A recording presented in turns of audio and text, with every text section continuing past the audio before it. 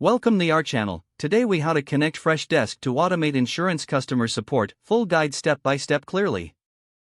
Begin by logging into your Freshdesk account. Navigate to the admin panel on the left sidebar. Find and click on the Apps section. In the Apps section, click on Marketplace to explore available integrations.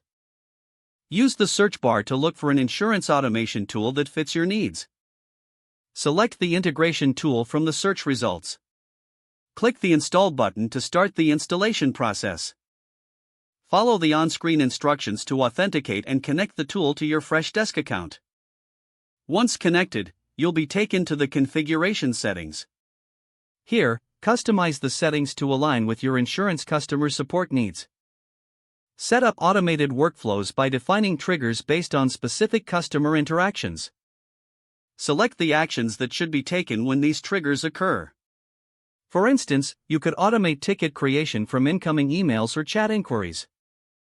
You may also want to set up automated responses for frequently asked questions. Test the workflows to ensure they are functioning as expected. Engage with the tool's reporting features to monitor customer interactions. Make adjustments to the automation settings based on the insights you gather. Once you are satisfied with the configuration, finalize your settings. Inform your team about the new automation processes in place. Begin using the automated system to enhance your insurance customer support efficiency. If the page does not load, refresh the browser or try again in a private or incognito window. Make sure you are using the correct email address, then retype it carefully to avoid small typos. If your password is not accepted, use the reset option and create a new strong password you can remember. Check your spam folder for verification or security emails, then complete any requested confirmation steps.